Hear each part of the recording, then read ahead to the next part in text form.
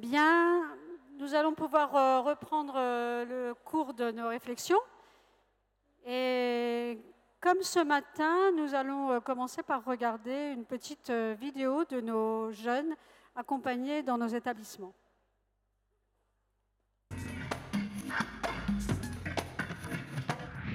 Comment s'organise une journée type de votre fils Sacha? Alors, l'emploi du temps type de Sacha, donc il passe les journées au collège dans une classe d'unité éducative de l'IME qui a des locaux dans le collège.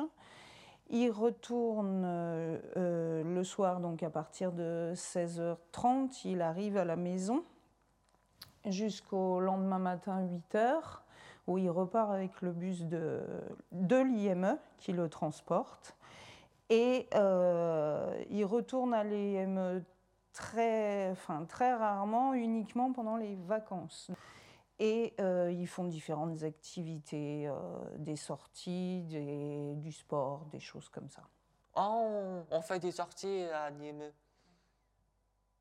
Genre la patinoire, le bowling, au resto, puis au pique-nique. Comment votre fils vit cette diversité d'activités? La diversité d'activités, il est autiste, donc au début c'est un petit peu angoissant, puis à la fin c'est une répétition, donc la chose préférée et la plus rassurante pour les enfants autistes. Donc il a son emploi du temps, il sait exactement à quelle heure, de quel jour il sera à l'IME, il sera sur le collège. Donc en fait toute cette répétition fait que ça le sécurise, donc pour répondre à votre question, il le prend plutôt plus que bien, puisqu'il est vraiment sécurisé. Vous savez, ma fille et puis les enfants qui sont dans les ateliers d'éveil, bien sûr, on essaie de leur apprendre de l'autonomie, donc toutes ces activités sont quand même orientées aussi dans l'autonomie, la communication, etc.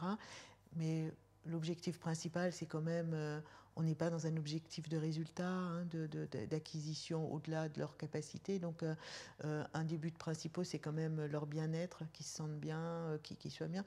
Et voilà, et ça, vraiment, c'est vraiment fait pour, quoi. C'est ce que vous attendiez de cet établissement?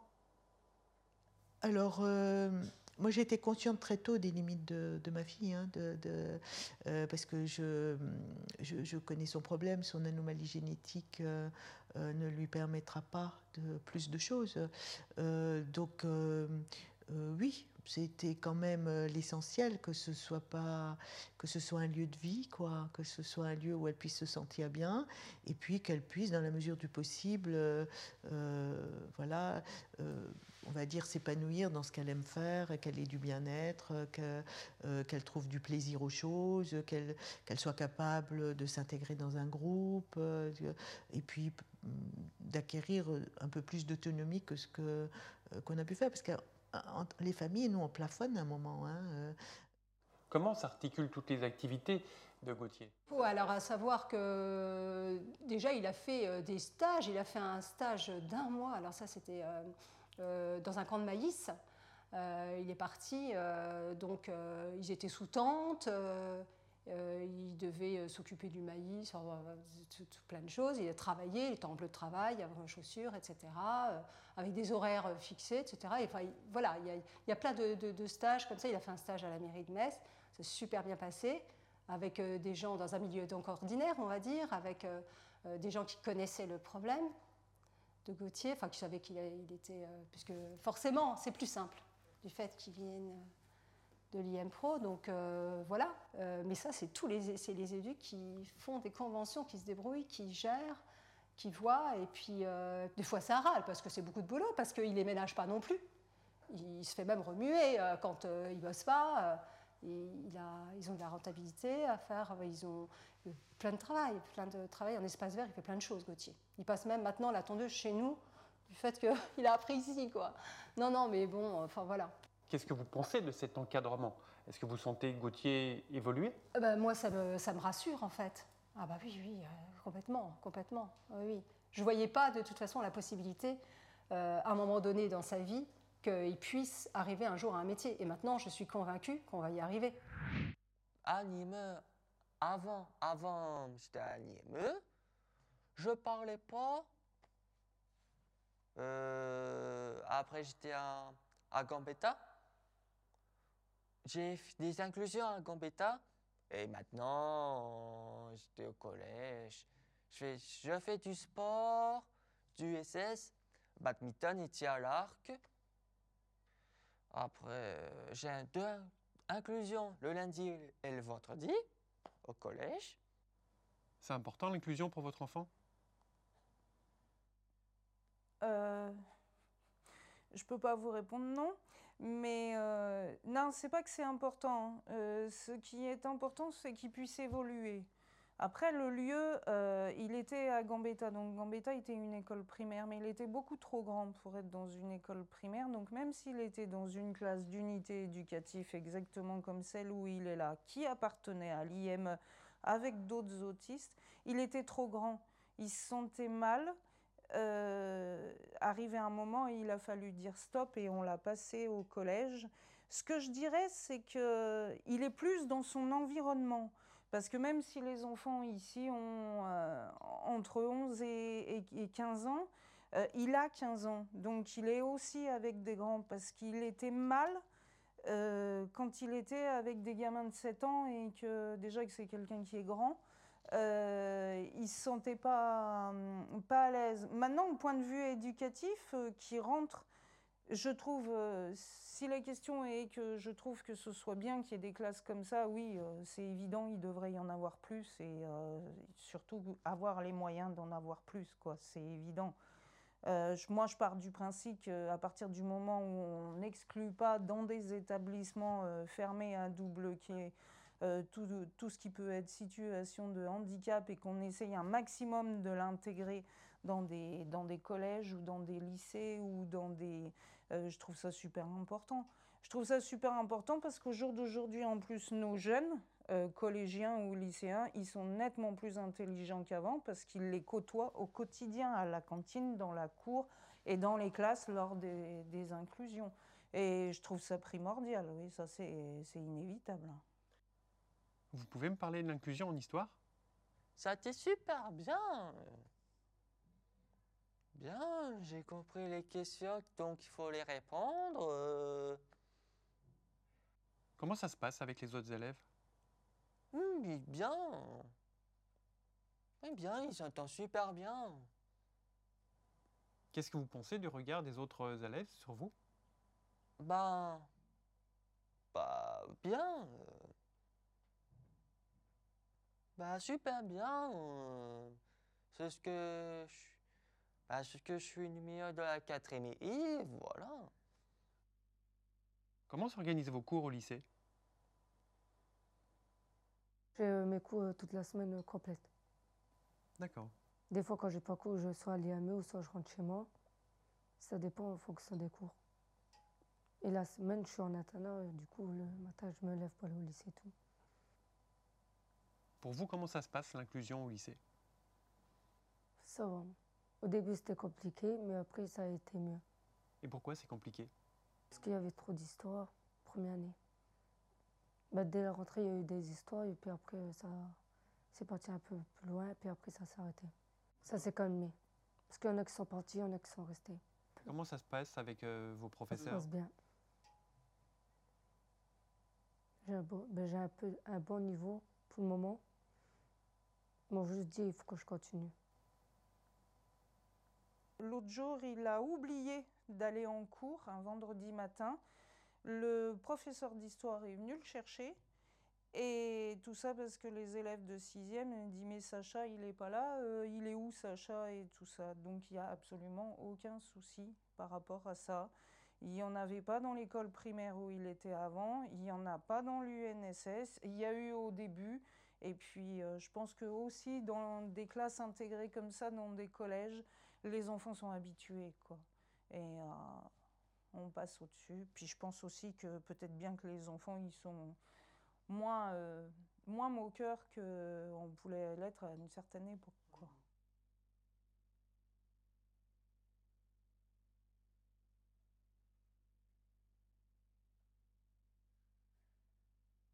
Avant de reprendre les débats, juste un petit point logistique. On nous a interpellé sur le fait que quelqu'un est allé fumer dans une salle d'atelier pendant la pause. Alors, en fait, ne le faites pas parce que si vous le faites, c'est susceptible de déclencher l'alarme incendie et on devra évacuer 850 personnes, ce qui est susceptible de compromettre le timing du colloque. Merci pour l'intérêt général.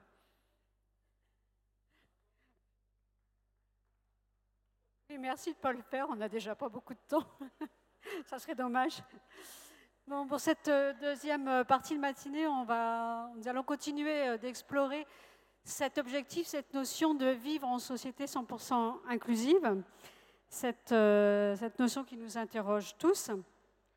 Et comme nous sommes au cœur du virage inclusif, et pour essayer d'éviter la sortie de route, je suis désolée, je ne voulais pas le faire, ce jeu de mots, mais ça me tentait trop. Donc pour éviter la sortie de route, n'est-ce pas, nous semble important de nous arrêter un moment sur cet objectif et de préciser ce qu'on met derrière les termes exacts. Qu'est-ce qu'on met derrière le terme de société inclusive exactement? Qu'est-ce qu'on met derrière cette notion de 100% inclusive? Parce que réfléchir ensemble au sens des termes employés, c'est aussi une manière de s'accorder sur le sens commun de nos actions. Sens commun qui, des fois, nous échappe au cœur de la complexité. Cette table ronde va donc porter sur deux idées en un. Société inclusive d'une part, de quoi parle-t-on? Et 100% inclusive d'autre part. Est-ce vraiment réalisable? Comment on y parvient? À quelles conditions? Avec quels moyens? On a beaucoup parlé des moyens jusqu'alors, on va pouvoir en parler. Et donc, pour échanger sur cette question, nous allons accueillir à la fois des représentants des institutions, des pouvoirs publics, et puis des personnes qui travaillent dans les établissements médico-sociaux, qui, comme vous, essayent, innovent, recherchent, expérimentent et essaient d'avancer sur ce terrain, et qui vont partager avec nous leurs expériences. Donc, nous accueillons dès maintenant Stéphane Corbin, qui est donc directeur de la compensation de la perte d'autonomie à la CNSA. Nous accueillons Alain Bourg, qui est chef de l'école inclusive à la Direction générale de l'enseignement scolaire, la DGESCO, qui représente donc l'éducation nationale, je le reprécise. Et puis nous allons accueillir Karine Bouilly, qui est chef de service à l'IME Raymond Carrel. Bonjour. Et donc IME qui donc a un projet de logement inclusif. Nous allons accueillir également Marcel Duriez, qui est directeur des Papillons Blancs de Lille et qui travaille depuis plusieurs années avec un centre de formation d'apprentis sur le projet d'insertion professionnelle des jeunes. Enfin, nous allons accueillir Sonia Cardonner, qui est responsable du Centre ressources enfance, jeunesse et handicap du Bas-Rhin, donc dispositif de droit commun, et qui travaille à accompagner l'inclusion dans les structures de loisirs, vacances et loisirs de semaine.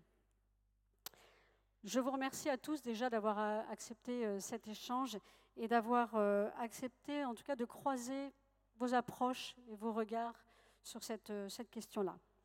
Donc je vais déjà me tourner vers M. Corbin et M. Bourg. Et puis, vous posez cette lourde question, et vous n'avez qu'un quart d'heure pour répondre. Cette lourde question, donc, que recouvre ce projet de société inclusive, déjà, et quelles sont les implications pour donc, toutes les personnes qui sont là, quelles sont les implications pour les établissements médico-sociaux de ce vaste projet? Bonjour à tous, merci de votre invitation. Il est toujours... pour une caisse nationale important de rencontrer, d'avoir des échanges directs avec l'ensemble des acteurs, même si nous adressons nous plus directement aux institutions publiques, ARS, départements, pour conduire ces transformations en cours, mais l'échange direct avec à la fois les établissements, les professionnels et également les familles, les représentants des associations est évidemment important. Pourquoi? Parce que si on parle de société inclusive, et vous avez raison de le poser comme cela, c'est une transformation globale de la société. C'est un changement de regard, l'idée de donner effectivement une toute autre place aux personnes en situation de handicap, et donc qui bouleverse l'ensemble des institutions, des représentations, et voire même des modèles enfouis dans nos représentations même personnelles. Mais ça s'appuie, c'est pas seulement une sorte d'effet de mode, parce que les politiques publiques doivent régulièrement changer un peu de regard, et donc se dire, tiens, soyons inclusifs. C'est vrai que le terme a été, à mon avis, parfois un peu galvaudé, et puis j'en ai bien conscience, et j'essaierai de ne pas trop avoir cette approche-là, mais parfois, pour les établissements médico-sociaux, ça s'apparente plus à une injonction que vraiment à une réflexion profonde sur ce qu'est la société et son propre désir. J'ai la chance de travailler à la CNSA à la fois sur le champ des personnes handicapées, mais aussi des personnes âgées. Et le regard que portent les personnes âgées sur les institutions, aujourd'hui, il y a eu une grande consultation conduite par Dominique Libaud qui montre que ce désir finalement d'être inclus dans la société, alors qu'avec l'âge, toute la société a tendance à vous exclure, est très largement partagé. Donc sur la question du handicap, il doit y avoir effectivement ce même regard. Et encore une fois, ce n'est pas seulement du côté du médico-social. Moi, je travaille beaucoup avec les entreprises sur justement l'accès à l'emploi des personnes en situation de handicap, même le changement de regard sur la notion d'aidant, par exemple, qui doit aussi très fortement évoluer. La CNSA a beaucoup réfléchi ces derniers temps à cette notion pour justement accompagner, puisqu'on a évidemment une mission, nous, auprès du gouvernement, d'accompagner cette transformation de l'offre, mais il faut aussi l'accompagner sur le plan plus conceptuel en quelque sorte. Et le Conseil, donc, qui réunit toutes les parties prenantes, a souhaité, depuis 2 ans, d'engager ce grand travail, et d'abord par un document qu'on appelle le chapitre prospectif, qui, en juillet 2018, a sorti justement un document sur la société inclusive, vers une société inclusive, et cette année, nous avons eu une réflexion qui portait sur ce qu'on appelle la logique ou le virage domiciliaire, et je vais être très attentif à l'idée notamment d'habitat inclusif. Et qu'est-ce que dit les membres du Conseil sur ce que doit être une société inclusive 100%, je ne sais pas bien, je reviendrai sur la notion de 100%. Le premier élément, c'est que cette société, elle part d'abord du recueil, du souhait, du besoin des personnes. Alors on peut dire, ça fait bien longtemps que l'on fait ça, mais des désirs, des souhaits des personnes qui sont parfois même assez enfouis, et donc il faut partir des situations très individuelles des personnes, de leur famille, et pour le coup aussi de leur diversité. C'est pour ça que pour moi la société inclusive, c'est aussi tenir compte de l'ensemble des diversités, que l'accompagnement des personnes ne peut pas être le même pour tous. Le deuxième grand principe, c'est que l'accès au droit commun, si il est évidemment accompagné, doit être garanti. Et c'est toute cette tension qui existe. Je suis le directeur de la compensation de la perte d'autonomie, donc j'ai plus l'habitude de travailler sur les outils, les mécanismes de compensation, mais c'est toute l'articulation qu'il doit y avoir entre la compensation, donc une sorte de réponse dédiée à une fragilité, une vulnérabilité, et puis l'accessibilité universelle. Comment la société se transforme elle-même pour faire que, alors qu'on excluait du monde du travail ordinaire, de l'école, de la République, de tel et tel accès à la vie sociale ou culturelle, eh bien, comment la société se transforme par un accompagnement et comment elle garantit cet accès au droit commun. Le troisième élément, et c'est évidemment important pour vous, professionnels du secteur médico-social, c'est comment la société s'adapte à la singularité des personnes. Les quelques témoignages, je suis arrivé ce matin, que j'ai pu entendre, eh bien, on voit des familles, des enfants, des adolescents qui sont, comme d'ailleurs la société, tous très différents. Les familles sont très différentes. Une société inclusive qui donne beaucoup plus de responsabilités à la famille suppose que la famille soit très présente, et on sait que dans le champ du handicap, le lien entre protection de l'enfance, défaillance parfois familiale et handicap est relativement étroit. Quatrième grand principe qui a été avancé par le Conseil de la CNSA, c'est la question du territoire. C'est une société inclusive, elle ne se décide pas d'un ministère, elle ne se décide pas d'en haut. Bien sûr, il y a des impulsions, on le voit bien, et je pense que mon collègue Alain Bourg le dira, comment son ministère développe aussi cette approche-là, mais elle doit avant tout être incarnée dans les territoires. J'y reviendrai peut-être tout à l'heure, mais elle nécessite bien plus qu'avant des coopérations entre les acteurs, et ceux-là, ils se font souvent dans les liens interpersonnels par des collaborations sur les territoires. Et puis le cinquième grand principe, et j'en arrêterai là pour ne pas être trop long, c'est le fait qu'une société vraiment inclusive, c'est une société où cette société, donc ces acteurs, sont capables d'anticiper, de revoir et d'imaginer les modèles pertinents pour demain. Puisque qu'est-ce qu'on construit ? C'est évidemment des réponses, et vous allez me dire, mais il y a des objectifs dans la transformation de l'offre très court-termistes, et que va-t-on devenir ? Mais c'est aussi imaginer la manière dont la société, ses représentants, ce que nous sommes, eh bien, attendons du système de protection sociale de demain et des modèles d'accompagnement de demain. Et moi, je pense que ce virage inclusif, appelons-le comme on veut, c'est surtout définir des formes nouvelles d'accompagnement que de dire détruisons finalement le secteur médico-social qui n'aurait pas fait ses preuves et faisons du tout droit commun. On sait bien que cette vision-là, elle est bien illusoire, là aussi, lorsqu'on revient au point de départ que j'évoquais, c'est-à-dire la situation des personnes elles-mêmes. Et qu'il faut bien qu'il y ait des bonnes articulations, une capacité à venir en appui. Peut-être cet appui doit-il être le plus invisible possible dans une société inclusive, mais ce n'est pas parce qu'on crée une sorte d'invisibilité de cet appui qu'il n'existe pas.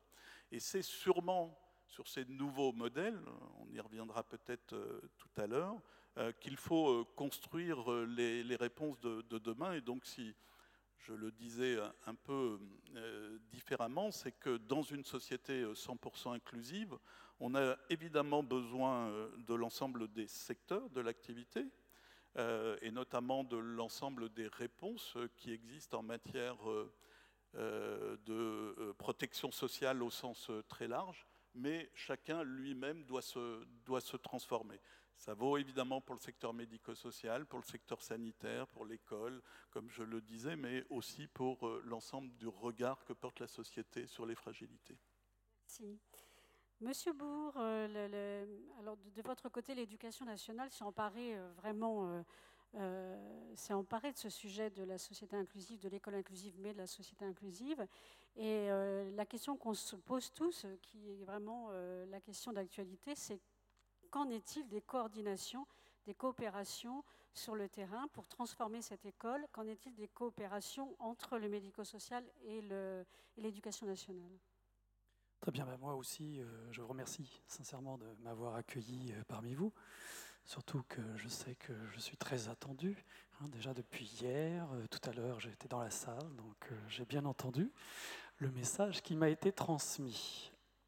Alors, pour faire écho à ce que vient de dire Stéphane Corbin, en fait, l'éducation nationale a mis en place un raisonnement, je dirais, qui est fondé sur des concepts très proches de ceux de la CNSA, puisqu'on est fondé sur le concept de besoin. Alors nous, évidemment, on travaille avec des jeunes qui sont de 3 à 16 ans, majoritairement. Ils peuvent être un peu plus âgés, mais c'est quand même l'instruction obligatoire sur ce versant-là. Donc les besoins de l'élève, les besoins éducatifs particuliers de l'élève, c'est vraiment le fondement de notre réflexion. Alors je sais que parfois vous n'êtes pas tout à fait en mesure de le percevoir, mais c'est pourtant ce que nous souhaitons. Et alors, ce que je donnerai comme élément pour répondre précisément à votre question, c'est tout d'abord, nous, à l'heure actuelle, cet été, au mois de juillet, vous avez peut-être entendu parler d'une loi qui s'appelle la loi de l'école de la confiance, qui est parue. Et cette loi a intégré tout un chapitre complet sur l'école inclusive, ce qui n'était pas initialement prévu. Et ce chapitre est assez vaste, il couvre un champ d'élèves à besoins éducatifs particuliers, qui dépasse d'ailleurs largement le cadre des élèves en situation de handicap, qui peut même concerner les élèves à haut potentiel ou des élèves qui ont des difficultés d'apprentissage, donc qui ne sont pas du tout dans le champ du handicap. Voilà. Mais donc, on est vraiment dans une démarche, si vous voulez, d'inclusion scolaire dans une approche assez globale. Et cette année, à la rentrée 2019, le ministre de l'Éducation nationale a créé 2 circulaires. Il n'était pas très fan des circulaires.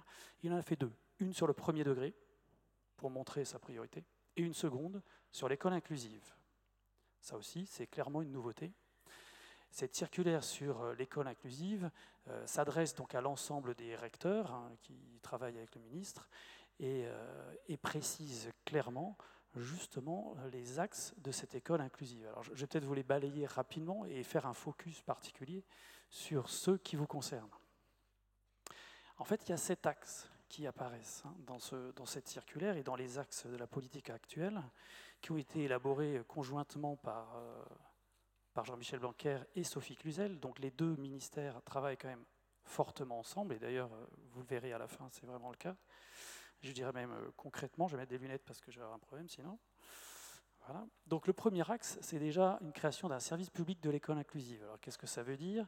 Ça veut dire que dans les écoles, collèges, lycées, le ministre a souhaité qu'il y ait vraiment, au niveau départemental, dans une DSDEN, qu'il y ait vraiment un service sur l'école inclusive. Donc ce service, comment il se caractérise, et notamment sur une question que vous m'aviez posée en off, c'est les PIAL. Qu'est-ce que c'est que ça? Ce truc-là, les PIAL, les pôles inclusifs d'accompagnement localisé. Alors vous n'êtes pas directement concerné dans un premier temps, mais vous allez y être dans un deuxième. Parce que le PIAL, c'est en fait une modalité organisationnelle pour mieux répondre aux besoins d'accompagnement des élèves en situation de handicap. C'est-à-dire que la CNSA, les MDPH vont notifier un accompagnement humain pour un élève, et vous n'êtes pas sans savoir que nous avons quelques difficultés pour pouvoir répondre à cette notification. Notamment en raison de différents facteurs. Un facteur quand même que je mettrai en avant en premier, c'est quand même une problématique de vivier. Et puis une problématique également liée aux conditions d'exercice des AESH. Donc ce PIAL vise justement à répondre à cette double problématique, tout d'abord en anticipant, c'est-à-dire à dire aux établissements, vous avez un volant d'AESH qui sont à votre disposition dans l'établissement, on vous les donne d'emblée, donc c'est ce qu'on a fait, si vous voulez, dès le mois de juin, pour qu'à la rentrée de septembre, eh bien, les AESH soient déjà là et que quand l'élève arrive, eh bien, on puisse tout de suite répondre aux besoins d'accompagnement de l'élève. Donc ça a été mis en place dès septembre 2019. Le deuxième axe sur lequel nous avons travaillé, c'est l'accueil des familles. Alors vous y travaillez beaucoup, je sais. Nous ne le faisions sans doute peut-être pas encore de manière très opérationnelle. Donc le ministre a clairement souhaité d'abord qu'il y ait une cellule de réponse aux familles. C'est-à-dire qu'une famille a un élève scolarisé à l'école, elle est un peu démunie, elle ne sait pas comment faire, donc elle puisse avoir au moins un numéro de téléphone, appeler, pour dire voilà, j'ai une problématique d'orientation, de scolarisation, d'accompagnant qui n'est pas arrivé, voilà. Donc ça s'est mis en place sur le département. Sur tous les départements, un numéro de téléphone a été créé. D'ailleurs, on envisage l'an prochain qu'il n'y ait pas un numéro de téléphone par département, mais qu'il y ait un seul numéro de téléphone qui permettent de répondre aux familles. Voilà. Et d'autres outils que je ne développerai pas, des entretiens d'accueil des familles qui se sont mis en place, des choses comme ça. Le troisième axe, qui est un axe essentiel quand même, et ça je sais que vous y faites souvent écho, c'est la problématique de la formation des enseignants. Alors sur la formation des enseignants, il y a la formation initiale, ce n'est pas la DGESCO, c'est l'enseignement supérieur qui forme. Bon, néanmoins, il y a un travail qui est en cours à l'heure actuelle pour que dans la formation initiale des enseignants, il y ait vraiment un volet école inclusive. Derrière, sur la formation continue, ça c'est nous le ministère, et donc dans ce cadre-là, plusieurs actions qui sont conduites, aussi bien au plan local, départemental, académique que national, et surtout un outil qui a été développé, et d'ailleurs les enseignants qui exercent dans vos établissements y ont accès. Ils y ont accès parce qu'ils ont une adresse académique, hein, même si ils relèvent du secteur privé. Il n'y a pas de problème, il faut qu'ils cherchent un petit peu leur adresse académique, ils se renseignent auprès de la DSDN, mais ils vont y avoir accès. Et du coup, ils peuvent accéder à cette plateforme, qui est une plateforme qui s'appelle Cap École Inclusive, qui leur permet d'avoir des ressources pédagogiques pour scolariser un élève à besoins éducatifs particuliers. Donc ça, c'est opérationnel, on va continuer à l'enrichir. Voilà. Mais elle a été conçue initialement quand même pour les enseignants de l'ordinaire. On est vraiment dans notre démarche école inclusive, c'est-à-dire qu'on sait bien que ce sont les enseignants de l'ordinaire qui ne sont pas très bien formés sur ces questions-là. Donc du coup, on leur donne des outils pour pouvoir y répondre. Le quatrième axe, et j'en ai fini, je vous promets, c'est les AESH. Je l'ai évoqué tout à l'heure, ça vous en avez entendu parler, j'imagine, partout dans la presse. On a fait des CDD de 3 ans, donc on pérennise, si vous voulez, le statut des AESH, avec des contrats de 3 ans renouvelables une fois, avec une CDIsation, enfin voilà. Et puis aussi tout un travail autour de l'accueil, de la reconnaissance de l'AESH au sein des établissements. Le cinquième axe, c'est un axe sur les besoins éducatifs particuliers, justement la prise en compte de ces besoins. Et alors là, vous êtes clairement partie prenante. D'ailleurs, certains d'entre vous y contribuent fortement, notamment dans le cadre de la stratégie pour les troubles du spectre de l'autisme au sein des troubles du neurodéveloppement, la création des UEMA, des UEA, voilà, donc vous connaissez cette question. Et bien là, on est clairement dans une démarche inclusive. C'est-à-dire que vous, médico-social, vous venez à l'école. Alors je sais que ça ne se fait pas sans difficulté. D'abord, on a une problématique, c'est une problématique spatiale, bâtimentaire, c'est-à-dire que nous n'avons pas beaucoup de place. Alors ce n'est pas nous d'ailleurs, c'est plutôt les collectivités territoriales, hein, les écoles, les collèges et les lycées ont parfois des soucis spatiaux, surtout avec le premier degré, puisque nous avons dédoublé les CP et les CE1, donc il nous manque un peu d'espace. Hein. Donc je sais que c'est compliqué, mais néanmoins nous arrivons à tenir pour l'instant les engagements. Et ça, c'est un souhait de poursuivre également sur d'autres troubles, bien sûr, donc ces unités d'enseignement externalisées, dont on a vu un exemple tout à l'heure dans le film derrière nous. Clairement, nous y sommes favorables et nous souhaitons qu'il puisse y avoir cette coopération dont parlait mon voisin tout à l'heure, entre vous, l'IEN de circonscription si on est dans le premier degré, et puis la collectivité territoriale pour que vous puissiez externaliser ces unités d'enseignement. Et la même chose sur le collège ou le lycée. Voilà. Et dernière chose sur cette coopération, je dirais d'abord, alors il y a les équipes mobiles d'appui qu'a évoqué tout à l'heure M. Corbin, donc ça je ne développerai pas, et les PIAL dont je parlais tout à l'heure, on a aussi des PIAL avec vous, avec du médico-social. Et je n'étais pas dans la salle hier parce que justement, on m'a emmené ici au rectorat visiter et rencontrer une équipe d'un PIAL dit renforcé avec votre présence. Je vous préviens, je vous assure que ça existe, que ça fonctionne. J'étais dans un collège pas très loin d'ici, à Nancy, dans la banlieue de Nancy, où il y avait un PIAL avec des ESH, il y avait 2 pilotes, un coordonnateur des ESH, et en plus, un établissement médico-social, un DITEP, qui du coup a créé une unité d'enseignement externalisée dans le collège, a en plus des élèves inclus complètement dans la classe, accompagnés par l'ITEP, et il y a un établissement pour sourds pas très loin qui scolarise des élèves avec des troubles du langage et des apprentissages. Ils viennent depuis la rentrée 2019 de créer aussi une unité pour ces élèves-là dans le collège. Donc vous voyez, l'école inclusive, pour répondre à votre question de manière très concrète, pour moi c'est ça. C'est cette prise en compte de la différenciation, de la différence, de l'hétérogénéité du monde dans lequel on vit. C'est vraiment complètement cette dimension-là. Et c'est exactement, pour terminer, ce point-là, parce que le dernier axe, c'est ça, c'est un axe de pilotage.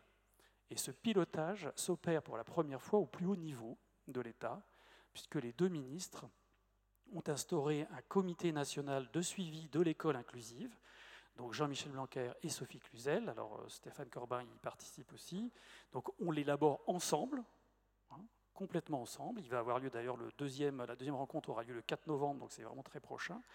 Et on voit bien que là, les 2 ministres se sont appropriés le sujet et essaient de contribuer à cette école de plus en plus inclusive.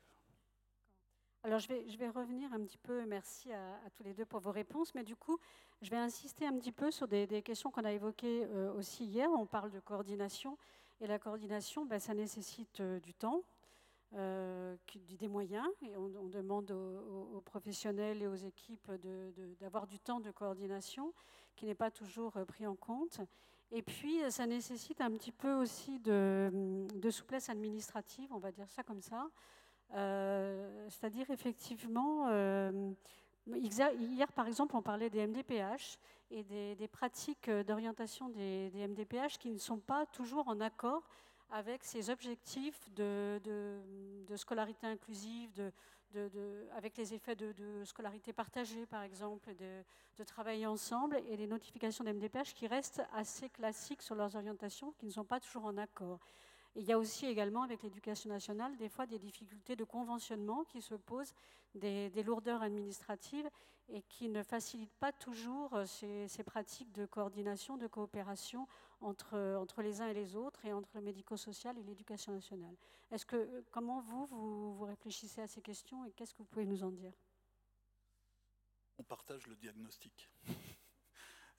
On partage le diagnostic au sens où les rigidités que vous évoquez ou l'absence parfois de plasticité de notre système est très largement partagée. Il ne s'agit pas là de dire qu'il y a une responsabilité d'un côté. Chacun, je crois, est parfois dans ses représentations, dans ses modèles, voire dans ses propres rigidités. Et pour ce qui est des MDPH, que je ne suis plus directement, puisque ma direction a, entre autres, comme mission d'animer le réseau des MDPH. Nous travaillons très fortement avec eux aussi sur la question des représentations, sur la manière de construire les réponses, en s'appuyant évidemment sur l'évaluation pluridisciplinaire, en s'appuyant peut-être plus que précédemment aussi sur les familles et en s'appuyant sur l'environnement que sont les établissements. Il y a je disais tout à l'heure l'approche territoriale, il y a un mot essentiel dans le développement d'une société inclusive, c'est au-delà de la coopération, c'est la confiance entre les acteurs. Et c'est vrai que celle-ci, j'étais intervenu il y a quelque temps dans une salle à l'initiative de l'association R, donc avec des items, tout le monde me disait, mais les MDPH, très franchement, ne nous font pas confiance, en quelque sorte. Donc il y a évidemment la question de la confiance dans des dispositifs qui s'intermêlent beaucoup plus entre éducatif, emploi, médico-social, sanitaire, et une question primordiale qu'il faut sûrement accompagner. Dans les moyens, il y a d'abord, il me semble, les moyens liés à la formation de l'ensemble des acteurs, aussi bien du secteur médico-social, mais aussi des acteurs justement institutionnels, parce que les institutions aussi ont certaines rigidités dans leur fonctionnement, et c'est le sens des réunions régionales organisées par la CNSA, la DGCS et l'ensemble des ARS qui sont parties prenantes, où nous travaillons aussi sur justement les représentations de cette société inclusive.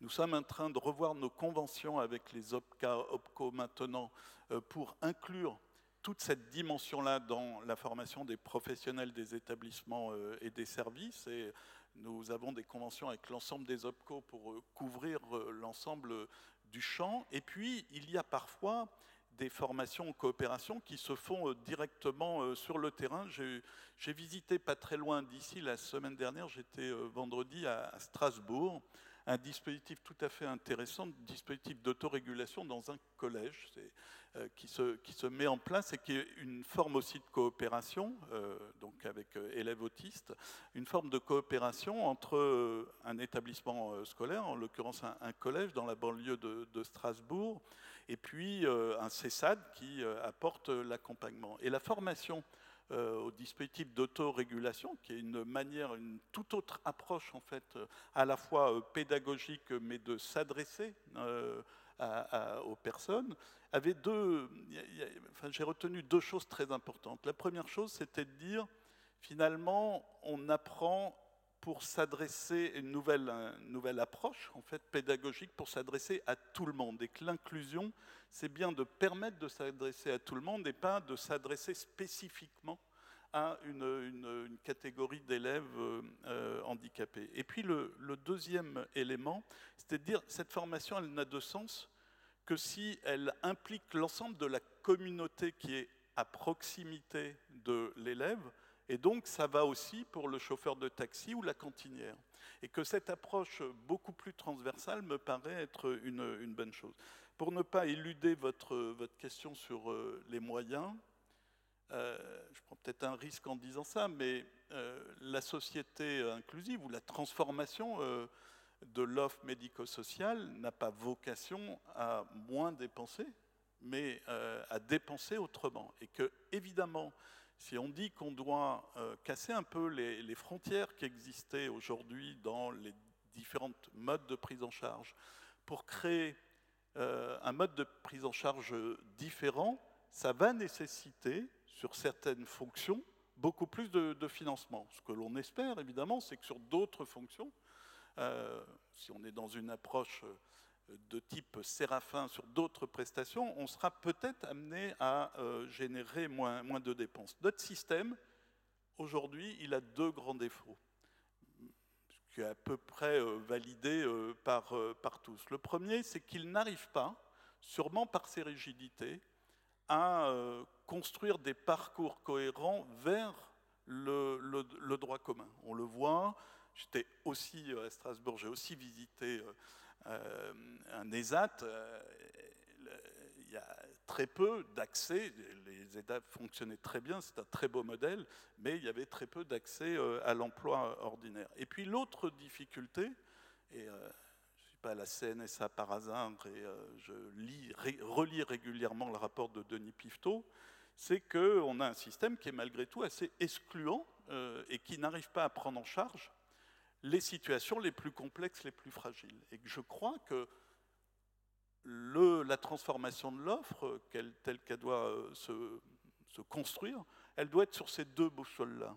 Première boussole qui est le médico-social au service finalement du droit commun et de faire en sorte que le droit commun puisse être articulé, accompagné avec le médico-social. Et puis l'autre, c'est permettre que les situations les plus complexes, eh bien, il y ait le plus de moyens, je réponds à votre question là-dessus, le plus de moyens dédiés, donc parfois que le régime des autorisations, les modalités d'orientation par les MDPH se fassent non pas seulement au regard de texte, mais au regard de ces deux grands principes qui me paraît être ce qu'il faut construire à l'avenir. Mais encore une fois, à la fois sur les financements, comme sur l'action des acteurs, tout ne se fait pas en un jour et que c'est plus un processus qu'il faut engager, poursuivre, développer, que de se dire c'est aujourd'hui comme cela.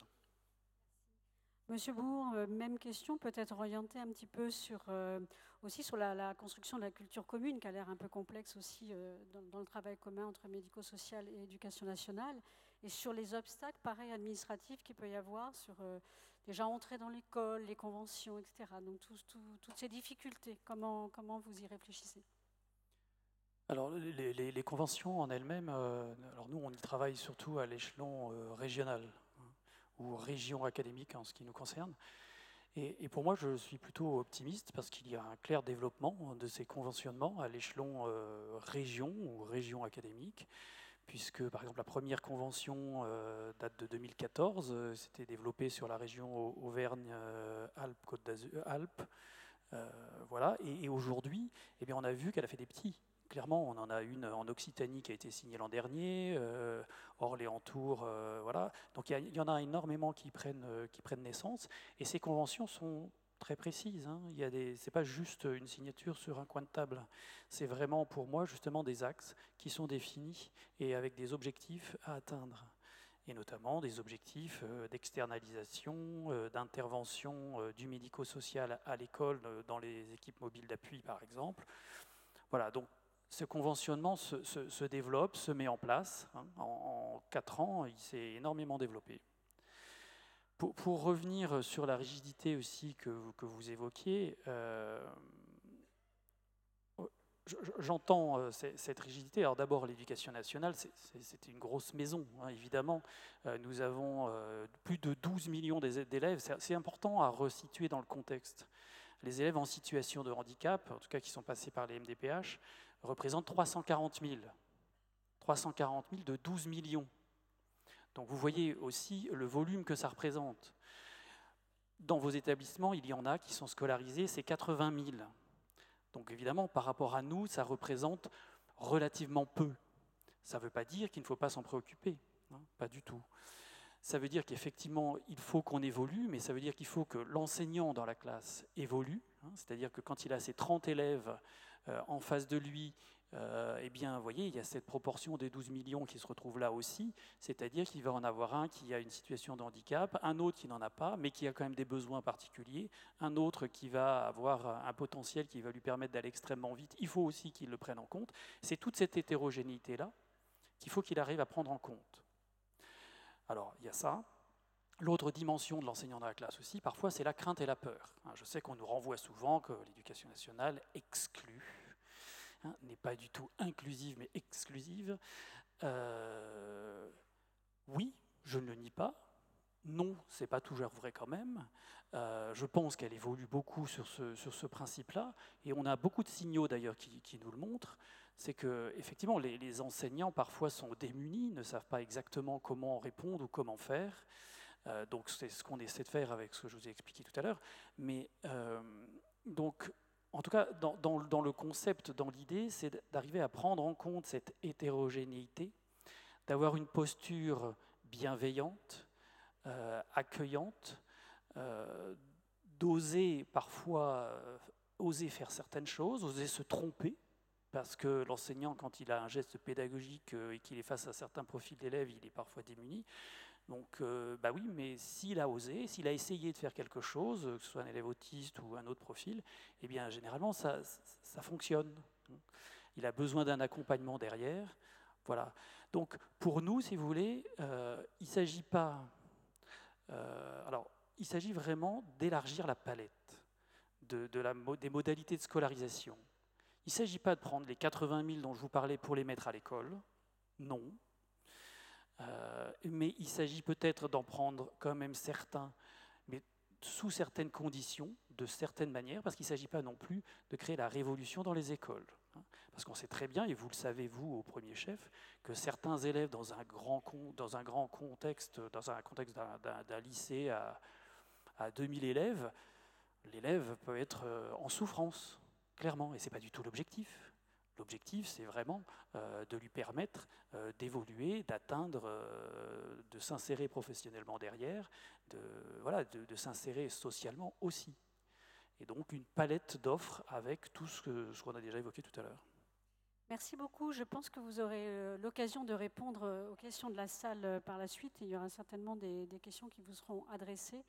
Je vais me tourner maintenant vers les représentants associatifs et qui ont accepté de venir parler de leur cheminement professionnel, de leur témoignage, en tout cas.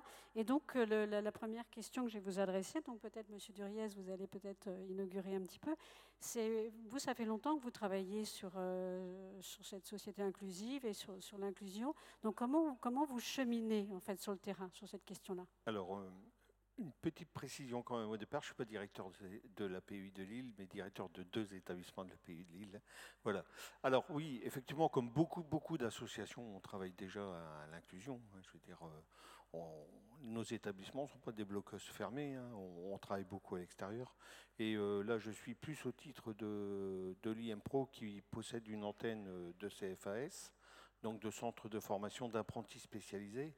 Et en fait, dans ce centre d'apprentis spécialisés, comme beaucoup de centres d'apprentis, on travaille donc effectivement à l'inclusion.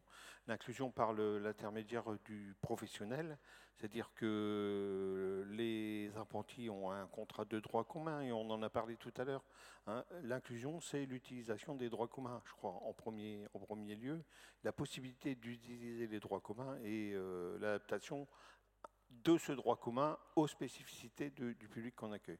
Donc des employeurs, voilà, donc qui sont des employeurs du privé, des employeurs du institutionnel, hein, les administrations.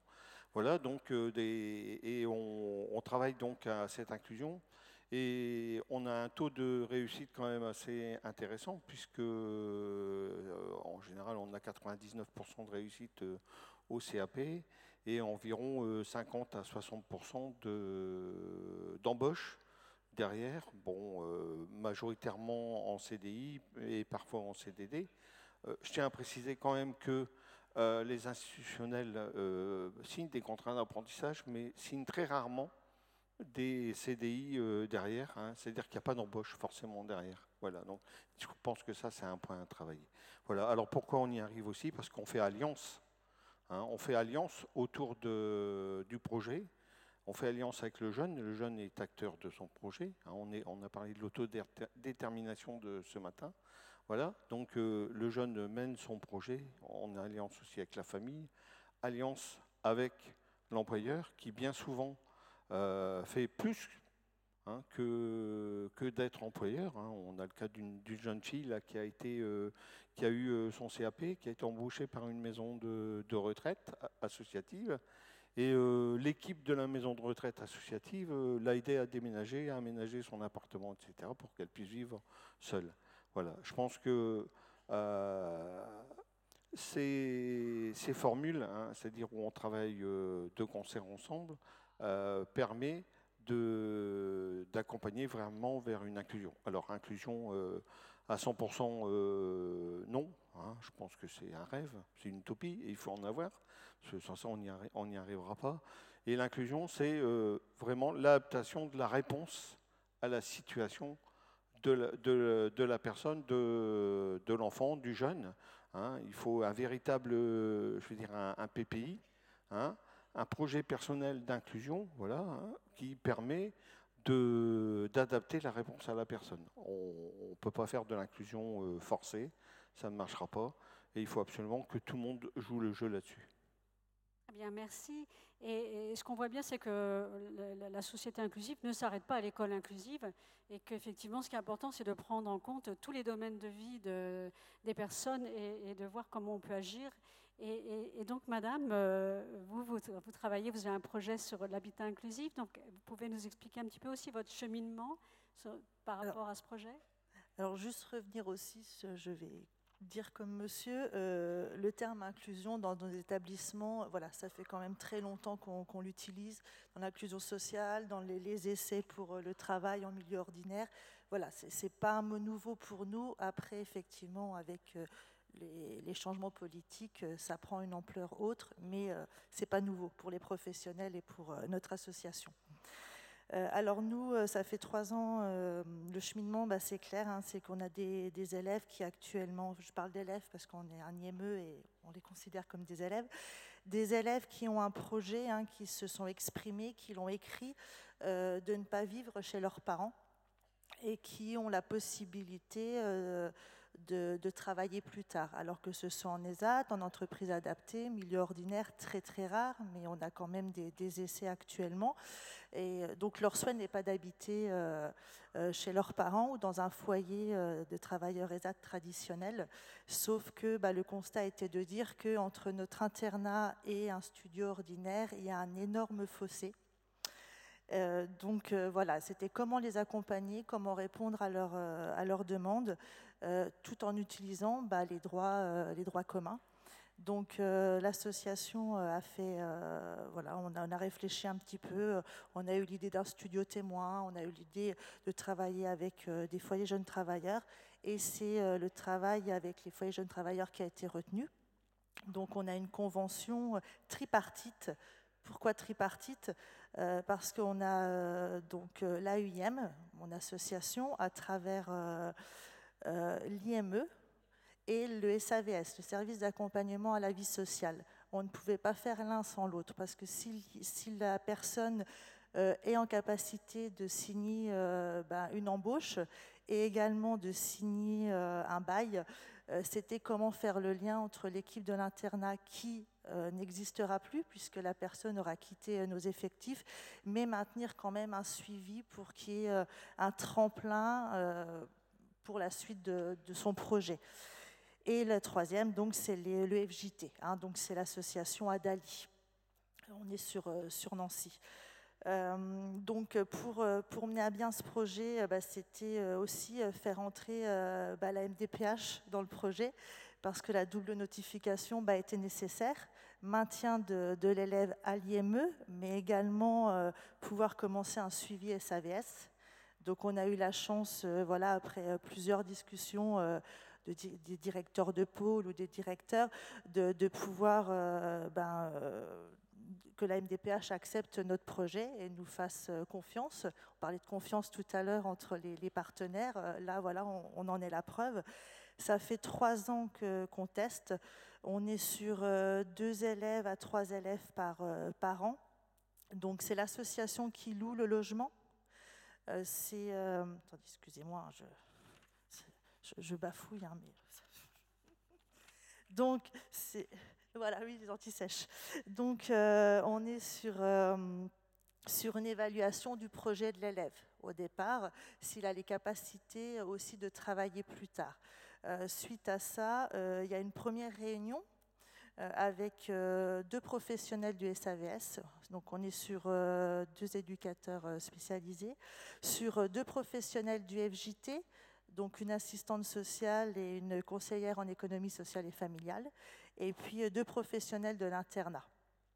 Donc on présente l'élève, on présente son anamnèse, son projet. L'élève au préalable a fait son courrier. Voilà, on a fait un recueil des attentes de l'élève qui est majeur. On fait aussi un recueil des attentes de la famille. Alors si la famille craint ce projet d'autonomie, d'ouverture, on les informe et on les accompagne dans le cheminement que leur enfant, leur jeune adulte fait. Et on soutient ce projet. Au préalable, on a aussi tout un bilan de capacité de difficulté. Alors on va travailler et on va évaluer l'autonomie de déplacement, l'utilisation des bus, des trains. On est aussi sur l'utilisation du portable, qui est quand même une nouveauté.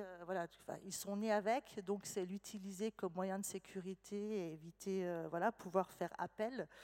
La relation à l'autre, la mise en danger, les notions de sécurité, la connaissance de l'argent, les notions de l'argent, et puis tout ce qui est entretien d'un lieu de vie.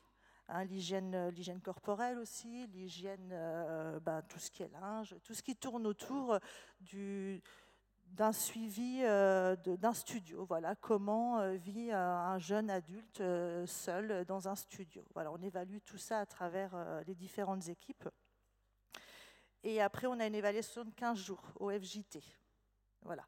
Donc là, les professionnels de l'internat n'interviennent pas. C'est vraiment une observation des 2 autres équipes, SAVS et FJT.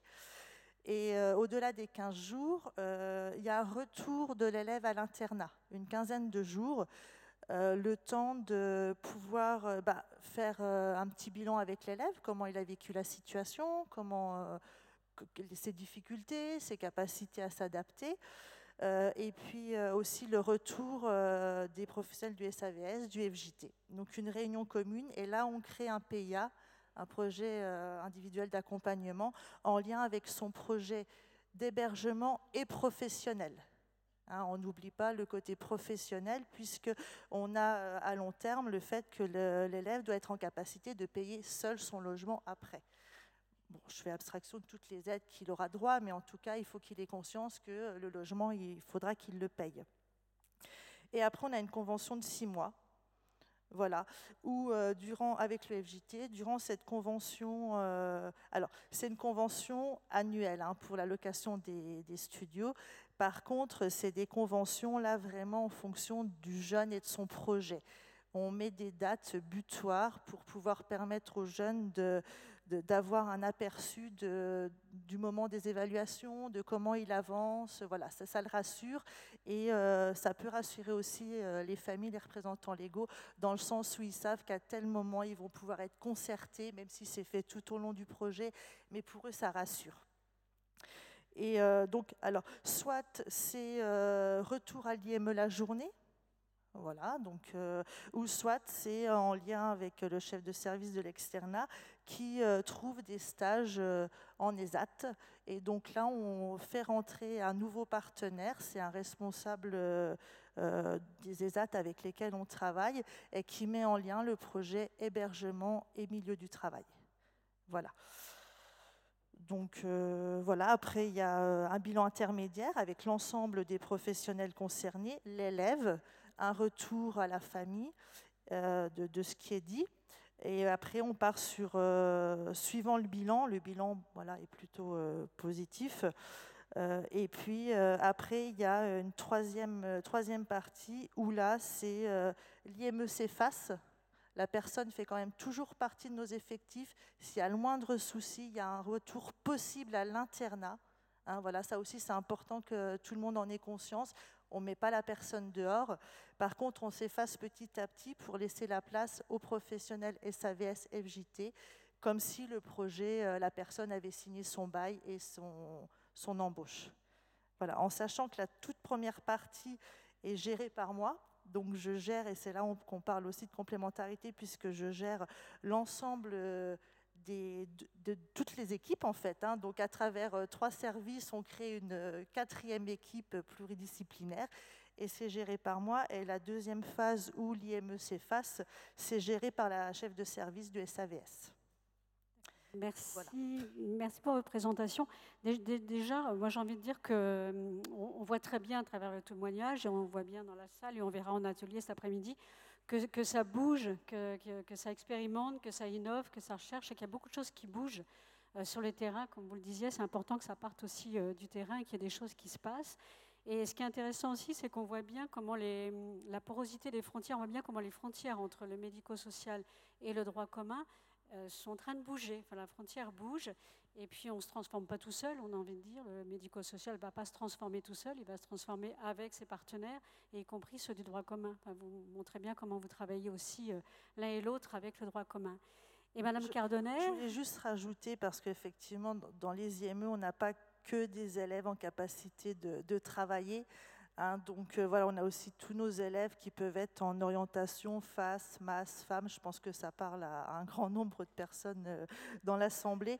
Et effectivement, quand on parle de 100% inclusif, là, on est sur une petite partie de nos effectifs. Oui, c'est important de dire voilà. que ce qui est important, c'est de personnaliser, en tout cas, l'importance de personnaliser les projets et de trouver des réponses adaptées pour chacun, tout à fait.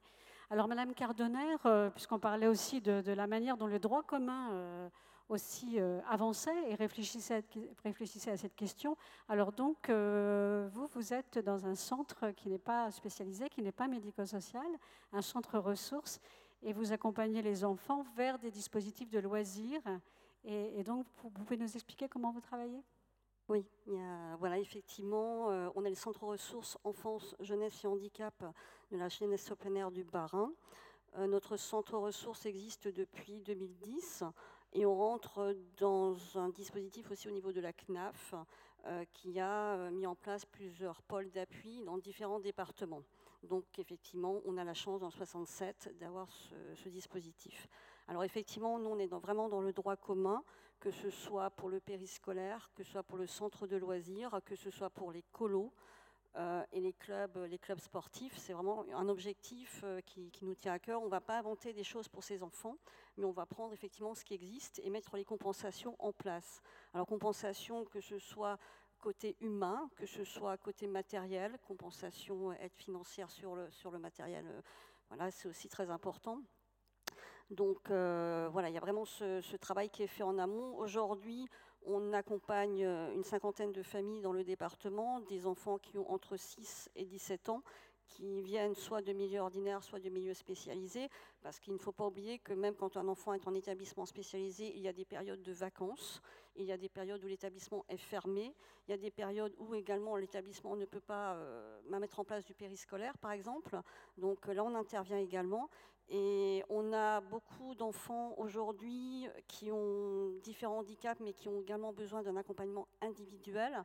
Donc on sollicite également l'éducation nationale au niveau de l'inspection académique chez nous sur le vivier des auxiliaires de vie scolaire, des AESH, pour cet accompagnement qui permet aussi d'avoir une continuité sur un enfant qui est accueilli sur le temps scolaire et qui va venir effectivement sur un autre contrat sur le temps périscolaire. Donc voilà, c'est comme ça que ça se passe dans le département. Après, je reviens un petit peu sur ce qui a été dit ce matin, sur le canevas marche à suivre. Effectivement, j'ai envie, un parent vient vers nous, j'ai envie que mon enfant en situation de handicap puisse bénéficier du périscolaire, du centre de loisirs, de la colo en milieu ordinaire, donc on l'accompagne. Par contre, on provoque des réunions comme les équipes de suivi de la scolarisation, mais nous, on appelle ça des équipes de suivi du loisir. On a les mêmes partenaires alentour de la table, la famille qui est indispensable. Sans la famille, on ne fera rien, ça c'est clair. On a un thérapeute d'un établissement spécialisé dans CESAD et autres qui est également présent pour apporter des pistes et pour accompagner l'équipe d'animation qui est sur place. Après, on chemine ensemble. Est-ce que l'enfant, effectivement, pourra aller toute une journée en centre de loisirs ou est-ce que ce sera uniquement une demi-journée? Est-ce que l'après-midi, il faut peut-être mettre un prestataire de service en place pour que l'enfant puisse rester à domicile? Donc, il y a beaucoup de choses qui sont pensées, mais toujours ensemble. Jamais un de son côté et un de l'autre. Et après, comme dit, on agit. Voilà, on est vraiment dans le côté, on se dit tel et tel enfant a ce besoin, la famille a tel et tel besoin. Il y a aussi ce côté où le parent travaille. Donc souvent, des parents d'enfants en situation de handicap sont obligés, surtout les mamans, d'arrêter de travailler. On a participé à l'enquête au niveau de la mission nationale, justement sur cet accompagnement. Donc nous, on veut vraiment éviter qu'il y ait une interruption entre le moment de l'annonce du handicap et des choses qui se mettent en place. Mais en 2019, on constate encore qu'effectivement, il y a beaucoup de parents d'enfants en situation de handicap qui réduisent leur activité professionnelle ou qui arrêtent carrément de travailler. Donc nous, on est vraiment dans cette continuité. Après, peut-être que j'ai un petit peu plus ce côté attention, parce que je suis moi-même maman d'une jeune fille en situation de handicap. Donc voilà, et je ne veux pas que d'autres parents le vivent. Donc on est vraiment sur cette continuité. Après, ce n'est pas facile, mais sur les établissements spécialisés, il y a vraiment des ouvertures aujourd'hui qui se font sur l'extérieur. Et ce temps périscolaire également doit être pris en considération. Il n'y a pas très longtemps, j'ai accompagné une maman. L'établissement est fermé le vendredi après-midi et son enfant est accueilli de 16h à 18h. Donc là, pareil, comme dit, éducation nationale, auxiliaire de vie scolaire qui est disponible sur ce temps-là. Et donc, il y aura effectivement un contrat qui sera posé. Voilà.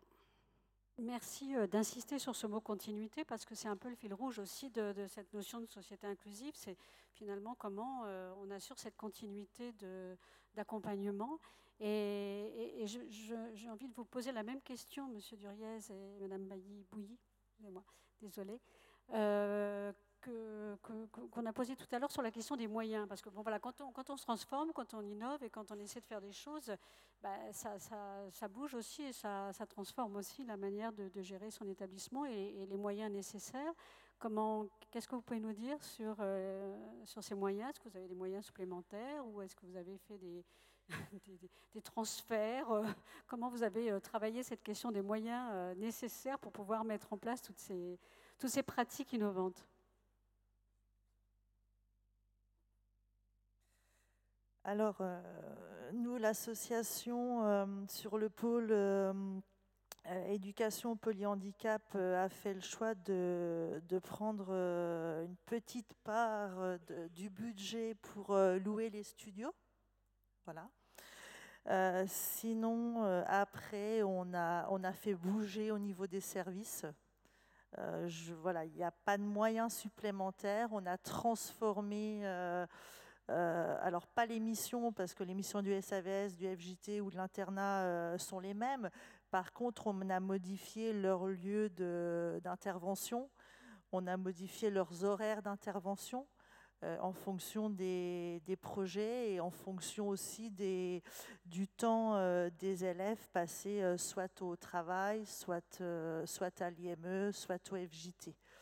Après, on a dû aussi modifier d'autres postes par rapport à l'adaptation du projet du jeune.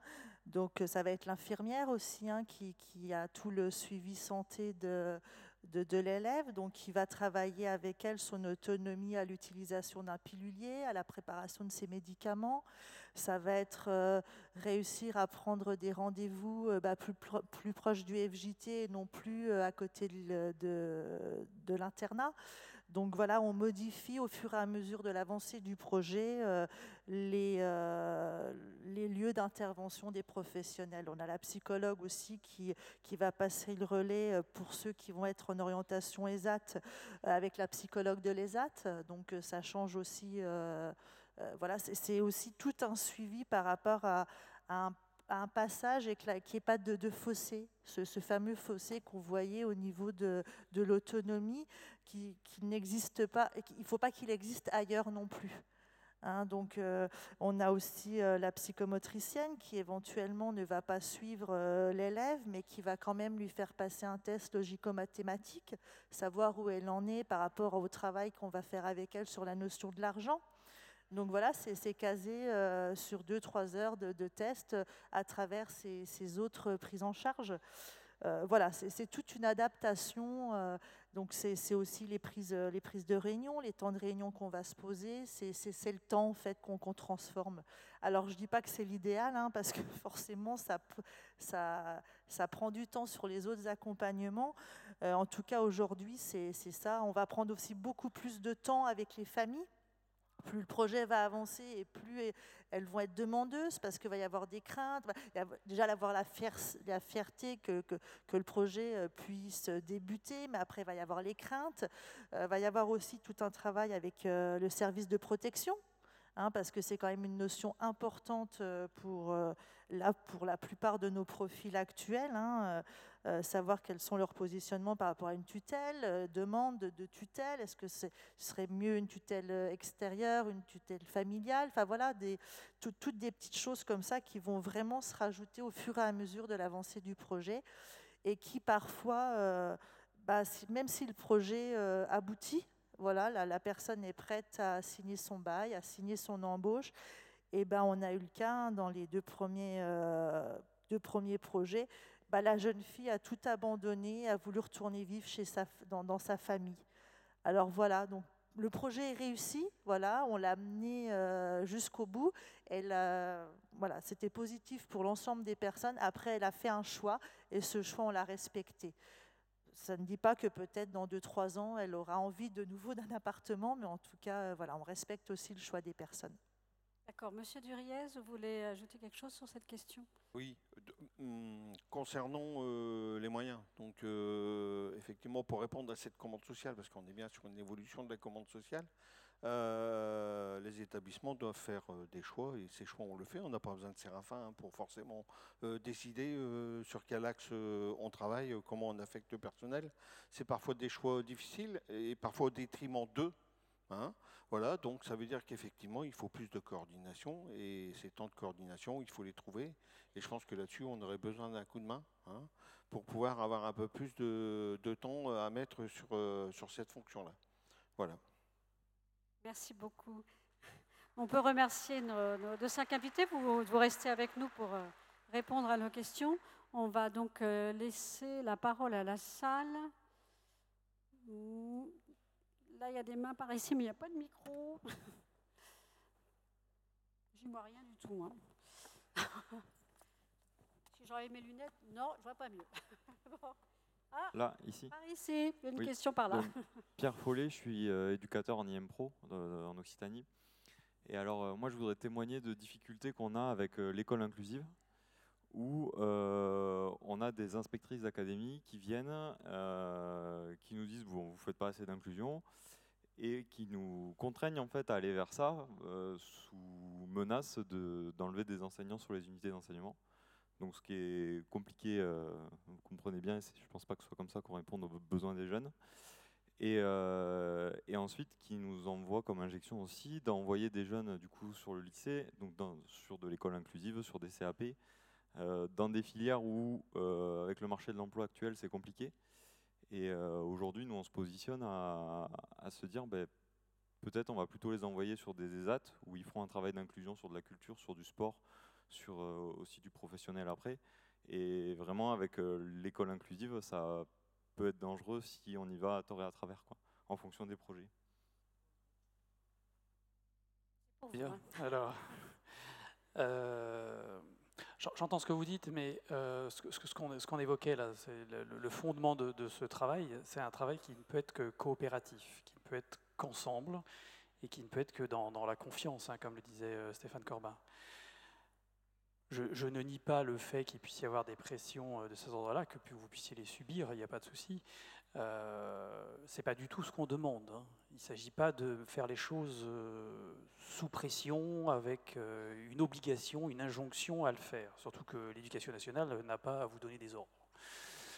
Donc, néanmoins, si vous voulez, moi ce que j'entends au-delà de cette question-là, et c'est une question qui a été posée tout à l'heure aussi, et notamment dans l'autodétermination, en écoutant les interventions tout à l'heure, je voulais vous donner 2 exemples, très simples et très concrets aussi. Et vous verrez, moi j'ai été à un moment donné de ma vie justement un horrible inspecteur de l'éducation nationale, qui intervenait dans les établissements, qui allait inspecter les enseignants, qui regardait ce qui se faisait et qui faisait des rapports, enfin bref. Et dans ce cadre-là, je me souviens très bien d'une situation d'un élève qui était en IEM. Cet élève en IEM, il rentrait en 6e. Il sortait donc de l'IEM. On l'a mis dans un collège, on lui a proposé un collège qui était un collège avec une liste trouve des fonctions motrices. Donc il y est rentré, la première année de 6e s'est passée assez difficilement, c'était compliqué, on a discuté avec lui, avec sa famille. Deuxième année, les choses se sont aggravées parfois sur le plan santé.